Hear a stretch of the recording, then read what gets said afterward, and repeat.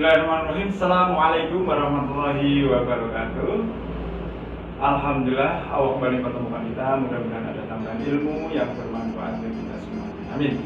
Mari seperti biasa kita istighfar terlebih dahulu. Dengan istighfar ini mudah-mudahan Allah mengampuni dosa-dosa kita dan memberkahi ilmu yang kita dapatkan. Sama-sama mari. Astaghfirullah Rabbal baraya, Astaghfirullah minal khotoya, Rabbi zidni ilman nafi'an wa wafiqni amalan sholihah. Amin. Ya, sehat semuanya anak sekalian. Alhamdulillah, itu harapan Pak Tony. Mudah-mudahan Allah memberikan kesehatan kepada kalian semuanya. Sehat jasmani, sehat rohani, jaga iman, jaga imun tubuh. Ya, baik anak sekalian, kali ini kita akan membahas tentang haji dan umroh. Ya, apa sih haji dan umroh itu? Nah, kita lihat pengertiannya terlebih dahulu.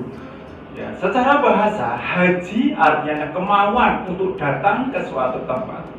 Kalau umroh itu secara bahasa artinya berkunjung saja. Nah, sedangkan menurut istilah, haji itu adalah melaksanakan niat mengunjungi Baitullah untuk beribadah dengan waktu, syarat, dan cara-cara tertentu. Ya, sedangkan umroh itu berkunjung ke Baitullah untuk beribadah dengan syarat dan cara-cara tertentu. Nah, sekarang apa sih yang melatar belakangi orang untuk berangkat haji? Nah, tentu saja ini adalah perintah Allah yang terdapat dalam Al-Quran. Ya, kita artinya saja, yaitu dalam surat Ali Imran ayat 97, mengerjakan haji adalah kewajiban manusia terhadap Allah, yaitu bagi orang yang sanggup mengadakan perjalanan ke Baitullah. Barang siapa mengingkari kewajiban haji, maka sungguhnya Allah Maha Kaya, tidak memerlukan sesuatu dari semesta alam. Nah, kemudian dalam surat Al-Baqarah ayat 197 juga, dan sempurnakanlah ibadah haji dan umroh karena Allah. Ya, itulah ayat yang mewajibkan kita untuk berangkat haji. Nah, kemudian kita lihat syarat haji itu apa sih? Yang pertama, dia harus beragama Islam. Yang kedua, akil, ya artinya apa? Dia bukan orang yang gila, ya. Kemudian yang ketiga, baligh. Baligh itu artinya sudah dewasa. Yang keempat adalah merdeka, tidak terikat oleh apapun. Yang kelima, istitoah, kuasa. Maksudnya apa? Dia itu kuasa, mampu dari segi jasmani, jasmaninya sehat, rohaninya juga sehat, ekonominya juga sehat, dan keamanannya terjamin. Ya, itu syarat daripada haji. Kemudian cara melaksanakan haji ada 3 macam syarat, ya. Yang pertama, haji ifrad. Itu apa? Yaitu melaksanakan haji dulu baru melaksanakan umroh. Kemudian ada yang disebut haji tamattu. Haji tamattu adalah melaksanakan umroh dulu, baru kemudian melaksanakan haji. Haji qiron adalah melaksanakan haji dan umroh secara bersama-sama. Ya, untuk haji tamattu dan haji qiron ini keduanya wajib membayar denda, ya, yaitu menyembelih seekor kambing atau boleh diganti dengan berpuasa 10 hari. Yang 3 hari itu wajib dilaksanakan di Mekah, sedang yang 7 hari itu boleh dilaksanakan di rumah. Itu ya anak sekalian. Jadi haji yang tidak membayar denda itu haji apa? Ya, haji ifrad. Jadi haji dulu baru kemudian umroh. Ya. Sekarang kita lihat rukun haji. Ya, rukun ini adalah sesuatu yang harus ada dalam haji. Manakala ini tidak ada, maka hajinya tidak sah atau tidak dianggap berhaji. Yang pertama adalah ihram, yang kedua wukuf di padang Arafah, yang ketiga tawaf, yang keempat sa'i, yang kelima tahallul, dan yang keenam harus tertib, artinya harus dilaksanakan dengan urut. Itu rukun haji. Nah, sekarang apa itu ihram? Ihram itu adalah berniat mulai mengerjakan ibadah haji atau umroh.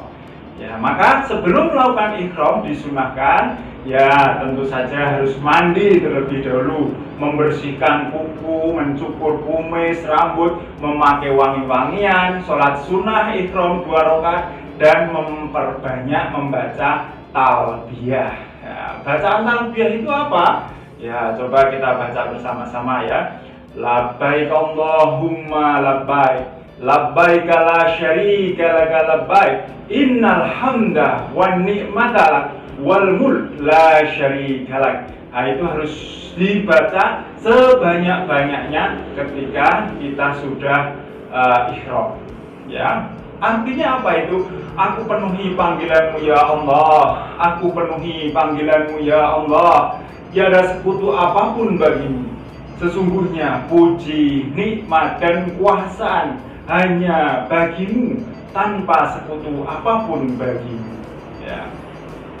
Nah, terus kemudian pakaian ihram ini ada syaratnya. Pakaian ihram itu bagi laki-laki adalah pakaian yang tidak berjahit dan tidak menutup kepala. Itu ingat ya, bagi laki-laki, khusus laki-laki itu adalah tidak boleh ada jahitannya. Dia hanya terdiri dari kain saja yang melilit tubuhnya, ya bisa 2 lilitan. Kemudian untuk pakaian bagi perempuan ini boleh berjahit, akan tetapi pakaian tersebut harus menutup seluruh tubuhnya, ya, kecuali harus nampak adalah wajah dan telapak tangan, ya. Jadi menutup wajah ini tidak boleh, dia harus terbuka.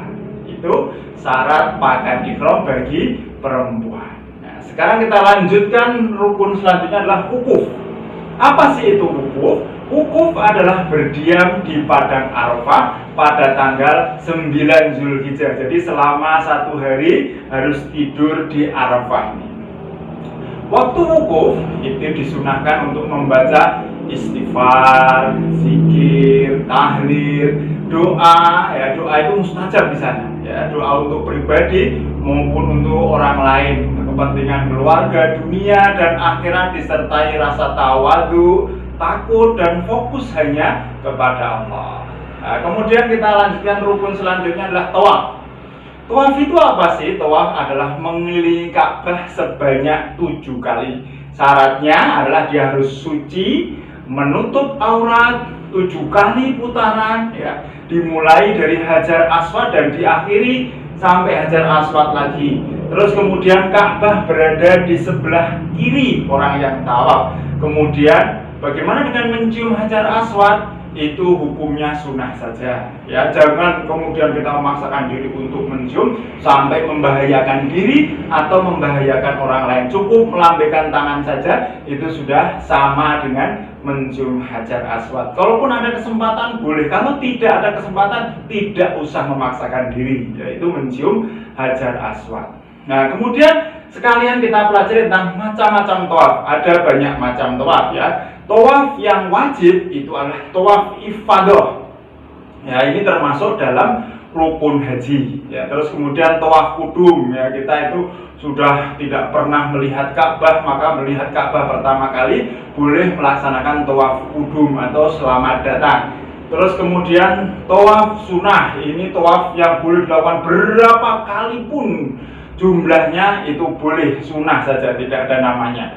Terus kemudian tawaf wada itu adalah tawaf perpisahan ketika kita hendak meninggalkan Ka'bah, ya. Tawaf nadar itu adalah tawaf karena kita bernadar, berjanji kalau saya sukses ini maka saya akan melakukan tawaf, itu tawaf nadar. Kemudian tawaf tahallul yaitu tawaf sebagai penghalalan, ya, barang yang haram karena ihram, itu tawaf tahallul. Kemudian kita lanjutkan dengan sa'i. Apa sih sa'i? Sa'i adalah berlari dari kecil dari Bukit Sofa ke Marwah sebanyak 7 kali. Syaratnya adalah dimulai dari Bukit Sofa dan diakhiri di Bukit Marwah. Jadi 1, 2, 3, 4, 5, 6, 7, gitu hitungannya, ya. Dilakukan sebanyak 7 kali. Waktu sa'i hendaknya sesudah tawaf. Lalu tahallul. Apa itu tahallul? Tahallul adalah melakukan sesuatu yang berfungsi sebagai bagian untuk penghalalan terhadap beberapa hal yang diharamkan dalam haji, yaitu mencukur atau menggunting rambut kepala. Kemudian yang terakhir adalah tertib. Ya, tertib itu artinya adalah mendahulukan yang semestinya dari rukun-rukun tersebut. Maksudnya apa? Urut begitu ya. Baik, sekarang kita lanjutkan wajib haji. Wajib haji apa saja? Yang pertama, ihram dari mikot. Mikot itu tempat yang disunahkan, yang diwajibkan, yaitu adalah di Yalamlam kalau dari Indonesia. Kemudian yang kedua adalah bermalam di Musdalifah sudah wukuf. Yang ketiga adalah bermalam di Mina selama 2 atau 3 malam. Kemudian yang keempat adalah melempar jumroh 7 kali dengan batu kecil pada tanggal 10 Zulhijjah. Ya, yang kelima adalah melempar jumroh ula, wusto dan akobah pada tanggal 11, 12, 13 Zulhijjah. Lalu tawaf wada dan meninggalkan segala yang diharamkan karena ihram. Itu adalah wajib haji ya. Kita perlu mengetahui bedanya wajib haji dan rukun haji. Kalau wajib haji, andai kata tidak bisa melakukan, maka boleh dibayar dengan denda, maka hajinya masih sah. Tetapi kalau rukun haji, itu tidak bisa diganti dengan apapun. Ya. Kemudian sunnah haji, apa saja sih sunnah haji? Membaca talbiyah itu labbaik Allah tadi dibaca sebanyak-banyaknya, ya itu bagus. Kemudian membaca sholawat Nabi Allahumma sholli ala Muhammad, banyak berdoa itu juga sunnah. Melaksanakan tawaf kudum itu juga hukumnya sunnah ya, tawaf selamat datang itu. Kemudian masuk ke Baitullah dari Hijir Ismail itu juga sunnah ya. Kemudian kita lihat apa sih larangan bagi orang yang sedang ihram, ya sudah niat haji itu apa saja. Memakai pewangi itu tidak boleh ya, kemudian mencukur rambut itu juga tidak boleh. Kalau sebelumnya itu boleh, tapi kalau sudah niat maka tidak boleh. Lalu nikah, menikahkan atau menjadi wali nikah itu juga tidak boleh. Kemudian berjima walaupun itu dengan istri yang sah sekalipun itu juga larangan. Kemudian yang terakhir adalah membunuh binatang darat yang liar dan halal dimakan itu juga larangan. Kemudian apa sih denda-dendanya? Denda yang paling berat adalah karena berjima ya, maka dendanya harus menyembelih seekor onta, atau yang setara dengan seekor onta adalah 7 ekor kambing. Kemudian yang lainnya misalnya tidak mendapat onta, tidak mendapat kambing, maka boleh diganti dengan memberi makan fakir miskin seharga onta itu. Ya, kalau yang tidak bisa lagi maka diganti dengan berpuasa ya. Seharga onta maka tiap 0,8 kilo itu diganti 1 hari, atau kalau dimisalkan itu berarti sama dengan 2 bulan berturut-turut.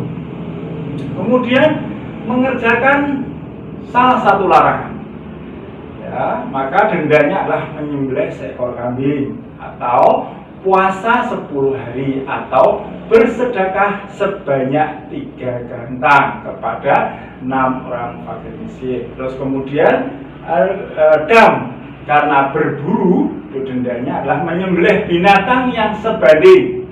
Kalau dia menyembelih membunuh kelinci, maka yang sebanding dengan kelinci. Kemudian kalau tidak bisa memberi sedekah yang sebanding, kalau tidak bisa lagi puasa yang sebanding.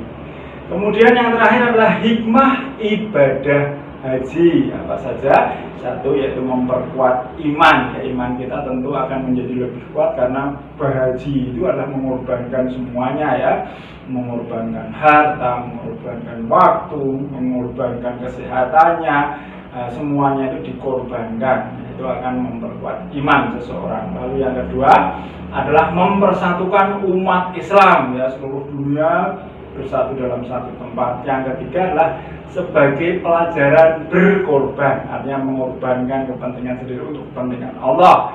Yang keempat adalah beribadah semata-mata hanya karena Allah. Yang kelima adalah mensucikan dan meninggikan martabat manusia.